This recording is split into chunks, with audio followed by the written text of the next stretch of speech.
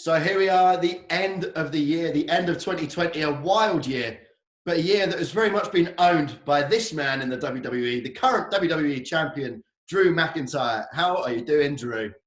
A very regal wave. Deserved, I think. Absolutely spectacular. What am I doing? I'm doing the title. Oh, there we go. I got to keep waving this thing around every opportunity I get. I remember that 3 weeks I didn't have it, and I had a bunch of these interviews, and I felt naked. I kept reaching down for it, and I looked silly because I go down and come back with no title. Were you missing out on the games? I mean, those titles weigh a ton, don't they? You must have been missing out and just lifting it up. Yeah. I mean, I always reach with my right arm, so like my right bicep had like an extra 2 inches on it compared to my left one.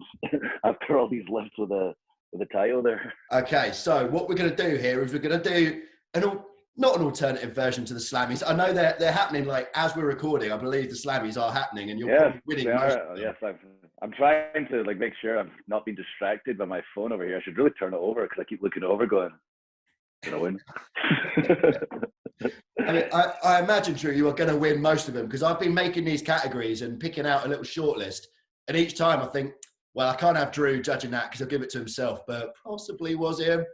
So you never know with these things because, like, it is a legitimate fan vote. Because I did some investigative reporting this week at TV and was like, how was it decided? And I said, no, it was like put out in the polls. It was 100% legitimate, and I was like, okay, that's cool. I mean, I love like my fans and people like have been complimentary. I'm happy for me and what I've been able to do this year, but also people have short-term memories and don't necessarily remember the entire year more of what happened recently than the whole year. So I'm kind of curious how things shake out because the categories I'm in, there's some stiff competition. But I've been practicing my, if it flashes up in my phone and you see me do one of these faces. Yeah. Is that the look? Is that the look of winning an award? Oh no, that's the look of, it wasn't me. Oh, good for them. Yeah, that makes sense. That's the look of, I'll reach down and grab my title while I've got this. Yeah, I just started shaking with it. I've still got you. Well, okay, let's crack on with our, I would say, pretty low budget version of the Slammies. We're certainly closer to the Slammies than the Slammies. But I'm going to kick off with the WWE Match of the Year. And you can disagree with my shortlist. You can throw something in there if you want to. Like I say, I've left your matches out because I can't trust you not to vote for yourself. But this is what I've got for Match of the Year. I've got AJ Styles versus Daniel Bryan on SmackDown in the Intercontinental title tournament. The greatest match ever with Randy Orton and Edge. Certainly one of the top 5 or 6 of the year. Bayley versus Sasha, Hell in a Cell. The Boneyard match. Roman versus Jey Uso, Hell in a Cell. And then Walter versus Ilya Dragunov in NXT UK. Your thoughts? I mean, technically, the Royal Rumble match, just because I ended up winning it, still counts as a match. It's so I know, but Drew, I told you. A phenomenal story of Brock being so dominant and Edge returned. It was just one exciting thing after another with such a compelling story. You could have put that in there. And I would have picked it. I'm just saying it could have been in there, at least nominated. Yeah, that's like a really good list. I can't think of anything else that I would have put in there outside of my own stuff, of course. Yeah, Edge and Randy's match was really awesome. They obviously had it against them with the tag, the greatest wrestling match ever, and it'd be madness to try and go in there and try and have like some technical near fall masterpiece without a live crowd in the environment they're working in. So they put together almost like a montage of the history of our business, basically. Which was pretty cool the way they approached it. And it was the only way they could approach it. It was very smart the way they approached it. And they deserve, the thumbs up for that. At the same time, that AJ Bryan match, I love that match from SmackDown and the IC title tournament. I feel like there's a bit of something for everyone in this. There's a cinematic match. Yeah, I mean, Sasha Banks, it's awesome couple of matches, but Hell in a Cell one. I was on last of that Hell in a Cell. I was watching. I was like, wow, this is really good. And then I've got to follow it. Like with the third cell match of the night, because Roman and Jey also got out and having a freaking awesome cell match that night. I remember watching it going, wow, this is awesome, good for them. Oh wait, I've got to follow this. Yeah, I mean, every match in there was awesome. I'm gonna have to give it to the lads, Walter and Dragunov.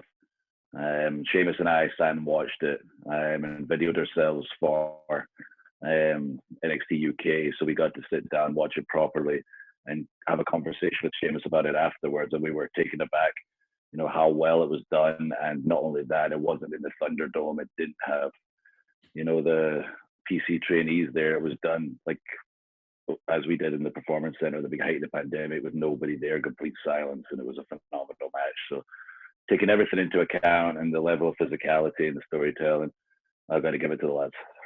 And I got to tell you, I was actually incredibly fortunate in that I was in there. We were filming for BT. We were in that room, and the noise those two were making when they were hitting each other. Good grief! I've never had anything like it. Yeah, you don't need anybody in there. They were creating the noise themselves, slapping meat. It's awesome. I can't wait to wrestle both of them in a significant singles match. So big up. NXT UK gets its award for the night, match of the year, Walter v. Ilya. And that's come from Drew. That's come from the champ. So you can't argue with it. The next category, we're going breakout star of the year. Now this one, again, I had to take you out, but when we put this on our socials, basically everyone said you. So you can oversee this vote magnanimously as what probably is the champion, I mean, right? Just because you don't want me in there, I'm glad the fans at least wanted me in there. That's what matters in the end. Rob doesn't want Drew part of it, but it's okay as long as the fans do. So the list I came up with, and this was very difficult, but the three I came up with: Jey Uso, completely come out of his shell as obviously going on his own, and he did that promo. He even said, "People used to say to me, which one are you?" And now I think everybody knows. Yep. The Street Profits have been an absolute mainstay and a highlight of the tag division, and Alexa Bliss has obviously taken everything to new heights with her character this year. So how do you feel about those three? Anyone else you want in there? Yeah, I mean, those three are obvious choices. I'm glad you got them in there. Jey has stepped up. I'm so happy for him. You know, I've been around him and his brother since before they were signed. I had a dark match with the MAGA one time, and they were both there. I am hanging out with them unsigned, and we were together in FCW. I've watched them come up the ranks and become one of the greatest tag teams of all time. But, you know, Jimmy got hurt, and Jey had an opportunity to kind of stand up and step out, and he has done phenomenal. I'm so happy for him to see all the great work he's been doing recently and is going to continue to do. And the Street Profits have always been awesome. I knew in NXT they were going to do great things, and they're doing it. So I'm really happy for both of them. And Alexa, getting the opportunity to show a different side of her character. You know, she's got such a huge fan base, done so many incredible things in WWE. Where was she going to go next? No one could have predicted this, but it's freaking cool. I have another one. I don't know if this will ever come up. It's a little outside the box. But this is probably the one I'd give it to be honest. If I'm in charge of this and it's not Rob's award since he's eliminated Drew from it, I would probably give the breakout star to MVP, even though he probably should have been the breakout star in like 2005 or whatever. And just like what he's been able to do, and he just came back for a little role here and a little role there, including, you know, a VIP lounge with me. It was just as a one-off appearance, and then everyone knows how good he is, and such a great character, such a great talker, and great in the ring as well. But even he thought, I'm at the end of my career, I'll just, you know, if I'm here, get to say hi and bye to everyone, that's cool. But he's made such an impact, he kept getting brought back, and inevitably what he's been able to do by taking Bobby Lashley to heights that everyone knew he could get to, then taking another couple of our superstars that we always knew were going to do great things, but someone like Shelton, who's been around just as long as MVP, but never quite got to the heights he did past, that MVP was able to bring him back up and show the world what Shelton's truly capable of. And Cedric, like someone we've always believed in, has never really like broken through, you know, that initial ceiling, never mind the glass ceiling. He's got victory over me a couple of years ago. And he just kind of kept start and stop. And MVP's been able to bring him up. And he's created three legitimate superstars just by talking, essentially. And, you know, what's old is new. And I would give the breakout to MVP. There we go. That so much for my short list. You've got it. MVP. Breakout star of the year of the Breweries. One. The BT Sports Breweries. By the way, like I was just saying, that the BT fans had you as breakout star on the Slammies, by the way. I'm happy to inform you, you've just won Superstar of the Year. Superstar of the Year as well? Ah, no way. Nothing's official till it's official. I saw my phone light up and I tried not to pay attention to it. Superstar of the Year. Oh, that's so cool. Yeah, I mean, I had a half inkling, but like nothing's official till it's official. That is really cool. Like I genuinely don't even have the words for that. It's just it was voted for the fans, legitimate vote. When you look at the list of people that were in there, like the Romans and Brays and Sashas, Becky's, and I've had these, incredible years, and to actually win it, it's just mental to me. Mental. In the end, again, just a small, big kid from here, Scotland, doing crazy things in WWE. It's pretty mental. I think we might be able to add that into the last section of this, which is going to be the Drewies. Your moments of the year. I think you might just have another one there. We're doing this on the fly. That means I got two because I got the mail as well. I can do the Owen Hart now. I did it. I did it again. As well as the completely invisible BT Sport breakout star one. Yes. Like look what I was supposed to have if you actually included me and then send me those ones too. Exactly. I also got the Inside the Rope Superstar of the Year somewhere around here somewhere. I'm going to get my awards up. I want a little award shelf behind me so I look vain as hell. All right, let's move on to Rivalry of the Year, which at the moment is you versus these awards. I'm sorry. Again, I mean, you've had so many great rivalries this year. I had to laugh when I was removing you from everything. Bayley and Sasha, Edge and Orton, and Roman versus Jey Uso as the three I chose. What do you think of that list? Yeah, good list. Obviously, Bayley, Sasha, a lot of history together in general, but since WrestleMania onwards, they were together, doing great things together. And then the big breakup came. They've had a great rivalry. Both, Bayley especially finally found her character. They took her to that next level, so they've done some incredible things. Roman, Jey, and I spoke about Jey briefly earlier. It's been unbelievable and based in truth, and that's my favorite stuff. Whenever something's based in truth, because you can feel it because it's real. And the same with Randy and Edge. A lot of truth in there, a lot of compelling stuff. And I would add in Ray and Seth also to that category, because there's a lot of unique outside the box stuff, and it lasted for like longer than Randy and I. In today's world, it's very difficult to keep a feud going longer than a few months. Randy and I did it, and Seth and Ray were even longer than us. And some capacity is still going. So that's definitely deserves a nod in there too. But I'm going to give it to Edge and Randy. That was such cool stuff, and there's just so much history there that we'll be able to watch over, like people our age, over a whole lifetime that they were able to draw from. So Edge and Randy, the winner. Edge and Randy, and Edge managed to escape without being set on fire, which is a bonus. He did tear his tricep off. I don't know if I'd prefer torn triceps. I would have torn bicep and it sucks, and I heard the triceps even worse. So maybe I'd rather be set on fire. So next up, we're going shock of the year, which Randy setting in the Fiend on fire didn't even get into, because Randy kind of sets everything on fire, doesn't he? So it almost didn't count as a shock in the end.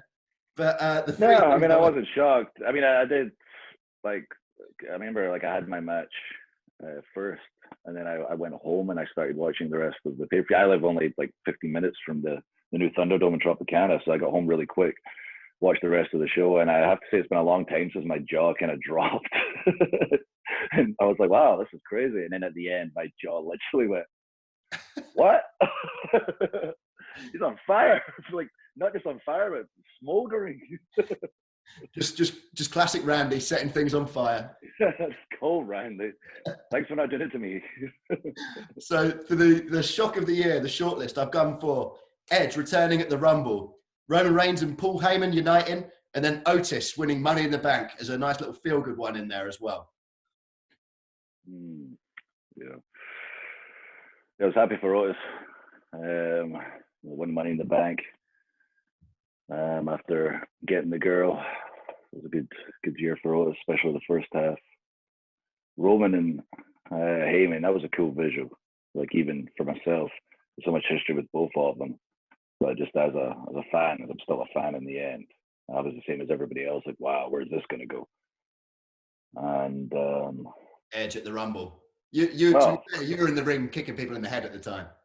No, I was in the corner getting choked by AJ. And I remember it because I was facing the direction of the entranceway, and I heard the reaction. And I was like, oh my goodness, that is loud as hell. Like, when I eliminated Brock, I was like, that was loud as hell. And again, when that happened, I went, oh my goodness, Edge is back. And I was there like for his last run, and I was there for his retirement, and was around him all that whole time, grew up around him. He's always helped me out. been a bit of a mentor to me, and it was really cool to see him come back. I mean, maybe there's a different category for it. I feel like Taker's farewell should be in there also. I don't want to put it in there because then it'll win. So I'll give it to Edge's return, because that was like such a personal cool moment for me, and I know a personal cool moment for the fans, because we thought we'd never see it again, and I know how much it meant to Edge as well. Nice one. Okay, next up we're going Male of the Year. Roman, Randy, AJ Styles. I know AJ Styles isn't, I don't think he was up for the Slammies ones, but when I was looking through the matches of the year, it's no surprise to anyone, but AJ Styles has had about 6 classics, including the one with you at TLC the other day, which was unbelievable. Oh, thank you. My knee's still feeling that right now.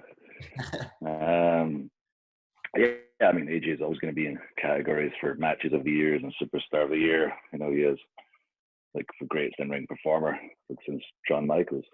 He's just unbelievable. Everything he does in that ring is phenomenal. Tough one though. And Randy was doing the best, you know, character work of his career and ring work of his career. Like, found a different level of motivation considering how good he was to begin with Edge, and then on with myself, and continued that. And I had to play catch up. It was the opportunity to show that I belonged in the main event, because I was playing on the, well, I was on the playing field with like the greatest in the world at that point, Randy Orton. And Roman's come back and doing the greatest work of his career, because now finally he's doing something that he's able to add in a lot of truth to, and he believes in 100%, and you can feel that coming across the screen. Again, it's based in truth. All my favorite stuff. But he wasn't there the whole year. If Roman was there for longer, I would probably give it to him, but I'm going to give it to my old nemesis, Randy Orton. Like, he's done some incredible stuff this year and taken it to a new level. Considering where he was at already, it's insane to think Randy Orton could get even better, but he did this year. And obviously, you don't want to be set on fire for giving it to someone else. Yes, just in case he comes back, like after the Fiend, like he's got some inspiration of, this is how I could have kept the title off Drew. I'll just burn him. Maybe take it to the next level with me as well.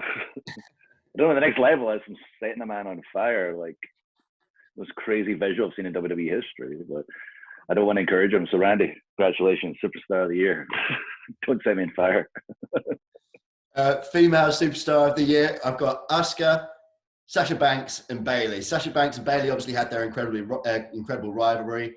Bayley DOS straps for a while and had the longest SmackDown title run. Sasha Banks, always an incredible performer. And then Asuka has just kind of been at the top of the game, just kind of doing her thing as she always does and putting on these classic clinics. So I thought, yeah, you're in there as well. Yeah, I mean, I wish I could give it to all 3 of them. And Asuka, like you say, has just been a constant all year, and especially, like I say, after WrestleMania, like during that time we needed people to step up. She was one of the ones that stepped up, just continue what she was doing, but one of the standout performers on the show. And she's always putting on excellent matches, but character-wise, she was always so entertaining, always is entertaining. So she's just so consistent. With Sasha and Bayley and together doing such cool things, really stepping up. And if you ask them, you know, holding the brand and the whole WWE together, I don't agree with that, but I enjoyed the character stuff. It was really entertaining watching them together. And Sasha has been on top for a long time, and Bayley's kind of been up and down. That's why I'm probably going to lean towards Bayley. So I was really happy to see her come into her own, and the exact opposite of what everyone was like. She should be doing this. She should be doing this. She should be acting like a 12-year-old fangirl and having the Bayley buddies and whatever. That's who she really is. And obviously this is closer to who she really is, because I believe this, and she obviously believes this, and this is what people are digging. And I'm really happy that she's able to reach, you know, those heights that she was always capable of, and step up to the level that Asuka and, you know, Sasha have been at. So I've got to give it to Bayley for really stepping up this year. Yeah, agreed. Bayley as well. I always kind of think of the example of when things first went into the behind closed doors shows. She was almost one of the first and the best to adapt quickly to the surroundings, bring the best out of herself, up in the trash talk, up in the character stuff. That was key during that time. Like, I kept telling people that, if you know your character, this is a chance to let people in on a deeper level, because they can hear everything. And when you're doing a promo, it's not a promo anymore. You're not interacting with the crowd. I try to talk over the crowd, but they're not dictating the pace. This is a monologue. This is like a drama or a comedy, depending on the context of your promo, like they're watching whatever particular show they're into. and they're watching, all the attention's on you, and there's nothing going to distract you. So if you know your character, you can add different layers. You can have more depth to your character, and she knew her character and added all that depth and all those layers. We're going to go for the Drewies now. Firstly, your match of the year. Secondly, your moment of the year. The matches are endless. You've been carrying that main event scene all year. And the moments, you've gone from crazy promos on the Scottish Highlands, your WrestleMania main event, you won the Royal Rumble, the first Brit to do either, first Scottish guy to do either of them. McIntyre's Tartan Army, you've just won the Superstar of the Year. Mad year. So your best match and your best moment. Oh man, I don't know. It's been like professionally the greatest year of my career. Of course, like it was only appropriate that Drew McIntyre's best year of his career is the most insane time for the world ever. But it did like allow me to, step up, and the journey really prepared me to be that guy. The crazy career, the crazy career, and the crazy experiences equals the guy to lead the company during crazy times. I should say, winning the title at WrestleMania, I guess, is the moment. For a number of reasons. Like Royal Rumble was so cool. There was 40,000 people there.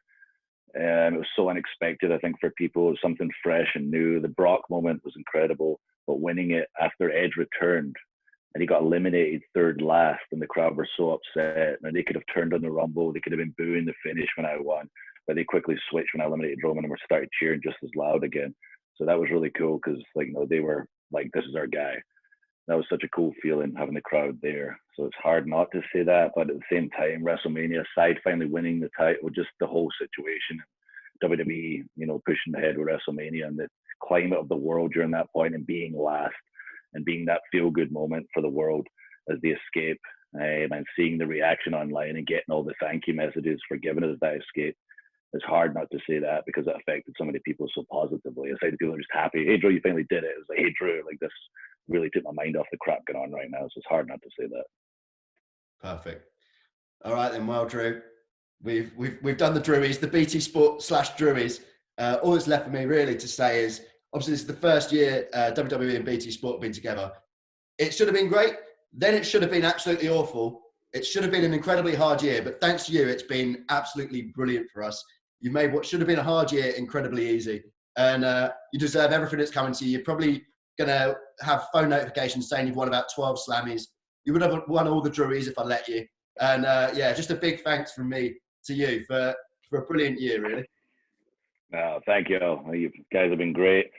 I work with you all, publicly and privately, and we're doing some cool stuff together for the UK and wrestling fans in general. So I can't wait till the world gets back to normal. You guys can get out here. I can get back finally for my Drew tour. I'm going to get BT, WWE, and Drew collaboration with the open top bus tour for the top of Scotland to the bottom of England, waving this thing around and stopping off at Tyson Fury's house, paying him a little visit for some tea and crumpets, and setting up a big match down the line. Legend. Thank you so much, Drew. Appreciate it. Thank you, bud. Take care of yourself.